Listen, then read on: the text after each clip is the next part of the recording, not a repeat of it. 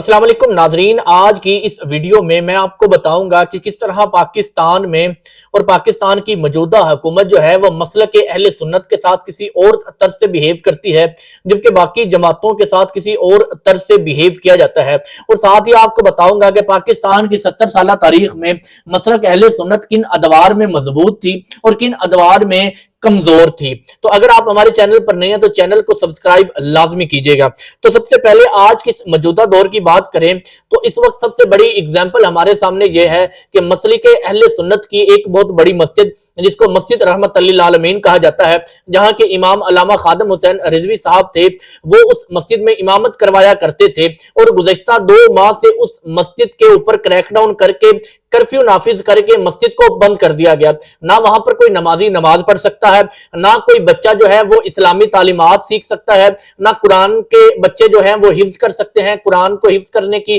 جو وہاں پر اکیڈمی تھی اس کو بھی بند کر دیا گیا، اور بطور تحریک لبیک کے وہ ایک سیاسی مرکز کے طور پر اور مذہبی مرکز کے طور پر استعمال کرتے تھے، اس پر مکمل کرفیو نافذ ہے اور پچھلے 2 ماہ سے مکمل طور پر مسجد رحمت للعالمین کو سیل کیا گیا ہے۔ جبکہ دوسری جانب انجینئر مرزا، ایک ایسا شخص جس کے اوپر توہین رسالت کے کیسز چل رہے تھے، ایک ایسا شخص جن کے بیانات میں تضاد تھا اور پاکستان کی زیادہ تر آبادی، زیادہ تر عوام جو ہے اس کے خلاف تھی، ان کے بیانات کے خلاف تھی، کیونکہ جان بوجھ کر یا انجانے میں انجینئر مرزا سے اولیاء کرام کے متعلق، صحابہ کرام کے متعلق ایسے الفاظ استعمال ہوتے تھے جو شاید امت مسلمہ کو ٹھیس پہنچاتے رہے ہیں، اور اسی وجہ سے جو ہے ان کے اوپر کیسز تھے، لیکن وہ تمام کیسز ختم کر کے ان کو رہا کر دیا گیا، اور نہ صرف رہا کر دیا گیا بلکہ ان کی جو اکیڈمی جہاں پر وہ تعلیمات دیتے تھے اسلامی، اس اکیڈمی کو بھی اوپن کر دیا گیا۔ ایک طرف 2 ماہ سے وہ مسجد بند ہے جس میں نمازی نماز پڑھتے تھے اور بچے جو ہے وہ قرآن سیکھتے تھے، لیکن دوسری طرف انجینئر مرزا کی وہ اکیڈمی جہاں پر وہ تعلیمات دیتے تھے اور بڑی تعداد میں لوگوں کے لیے جو ہے ان کے دلوں پر ایک نمک چھڑکنے کا کام کرتی تھی، اس کو دوبارہ سے اوپن کر دیا گیا ہے اور وہ دوبارہ سے اپنی تعلیمات اور اپنے بیانات جاری کر سکیں گے۔ یہ ایک دوہرا معیار ہمیں پاکستان میں دیکھنے کو ملا۔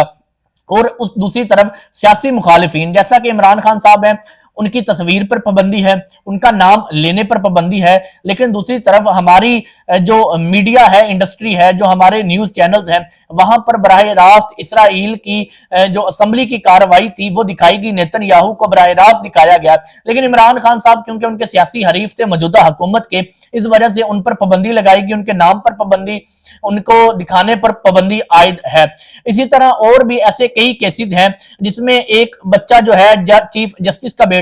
2 عورتوں کو روند دیتا ہے، اس کو رہائی مل جاتی ہے، دوسری جانب صرف جج کو دھمکیاں دینے پر نائب امیر تحریک لبیک سید ظہیر الحسن شاہ صاحب کو جو ہے 10 سال کی قید بامشقت کی سزا سنائی جاتی ہے۔ تو اس طرح پاکستان میں مختلف قوانین ہیں جو چند مخصوص افراد کے لیے جو حکومت پسند افراد ہیں ان کے لیے قانون اور ہے، اگر وہ کوئی غلطی کر دیتے ہیں، کوئی قانون توڑ دیتے ہیں، ان کو ریلیکسیشن ملتی ہے، جبکہ دوسری جانب جو ہے وہ افراد جو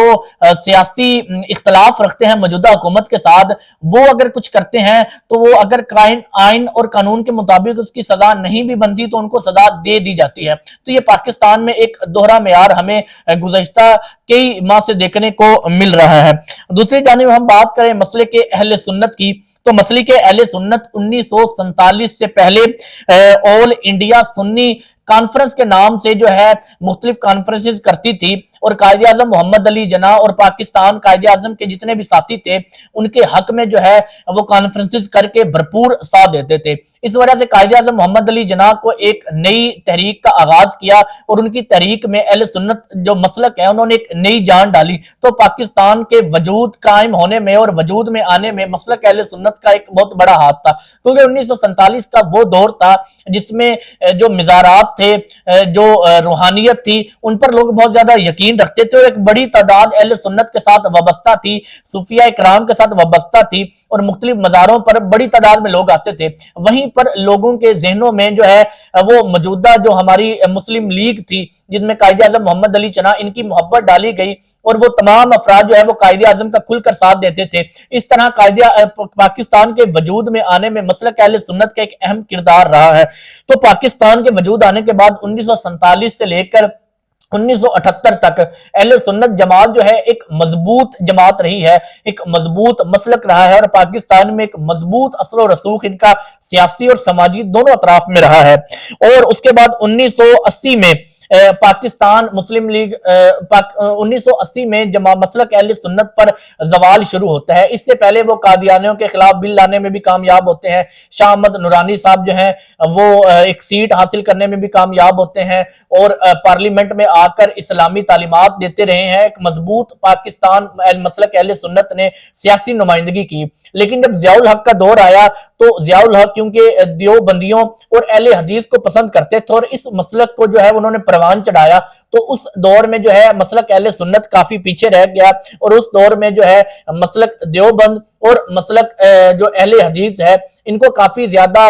ترویج ملی، ان کو کافی زیادہ ترقی ملی۔ خاص طور پر جو افغان جہاد تھا اس میں جو ہے بڑھ چڑھ کر حصہ لیا گیا ان دو مسالک کی جانب سے، مسلک دیوبند کی جانب سے اور مسلک جو ہے اہل حدیث کی جانب سے۔ اسی وجہ سے یہ دونوں جماعتیں جو ہے، دونوں مسلک جو تھے، یہ پاکستان میں بہت زیادہ مقبول ہو گئے اور اثر و رسوخ بھی رکھنے لگ گئے، اور خانقاہوں اور مزارات پر پابندی لگنی شروع ہو گئی اس دور میں، اور اہل سنت مسلک جو ہے وہ کمزور ہوتا گیا۔ لیکن اس کے بعد جب ضیاء الحق کا دور ختم ہوا اور مشرف کا دور ہوا تو انہوں نے روشن خیالی کے طرز پر ایک نئی مہم کا آغاز کیا، جس میں وہ تمام مزارات اور تمام صوفیہ کے جو مزار ہوتے تھے ان کو اوپن کیا اور دوبارہ سے روحانیت کی تعلیم دینا شروع ہوئی، جس سے اہل سنت مسلک ایک دفعہ دوبارہ جو ہے وہ وجود میں آنا شروع ہو گیا، دوبارہ مضبوطی پکڑنے لگ گیا۔ اس دور میں مسلک جو اہل حدیث تھا وہ پیچھے ہونا شروع ہو گیا، کمزور ہونا شروع ہو گیا، اور بڑی تعداد لوگوں کی مسلک اہل سنت کو جوائن کرنے لگی، اور مسلک اہل سنت جو ہے وہ پاکستان کا سب سے بڑا مسلک بن کے ابھرا،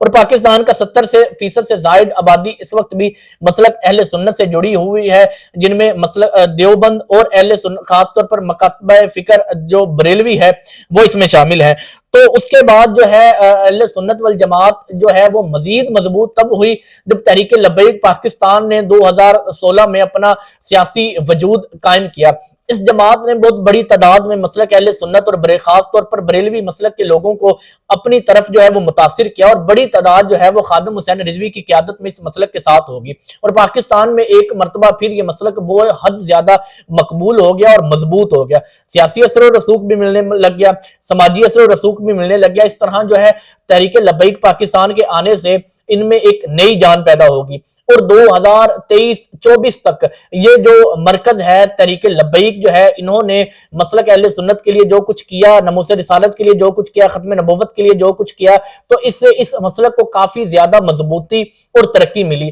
لیکن اب موجودہ دور میں ایک دفعہ پھر سے جو ہے وہ پاسا پلٹنے لگا ہے، اور تحریک لبیک پر گزشتہ 2 ماہ سے پاکستان کی تاریخ کا سب سے زیادہ سخت ترین کریک ڈاؤن جاری ہے، اور اس کریک ڈاؤن کی وجہ سے اہل سنت جو ہے ایک مرتبہ پھر کمزوری اور پستی کی طرف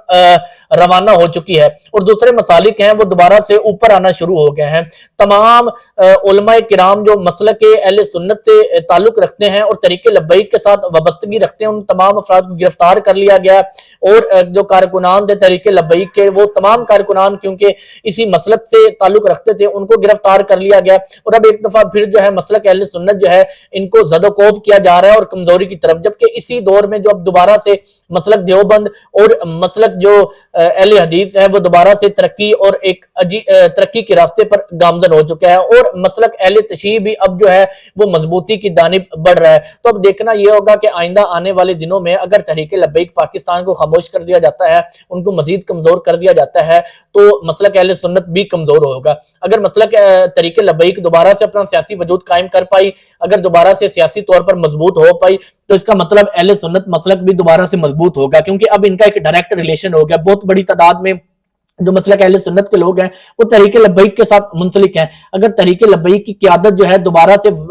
مضبوطی کے ساتھ واپس آتی ہے تو یہ تو واضح ہوگا کہ مسلک اہل سنت دوبارہ سے مضبوط ہوگا۔ اگر ان کو دبا دیا جاتا ہے تو مسلک اہل سنت بھی اسی طرح کمزور ہوگا۔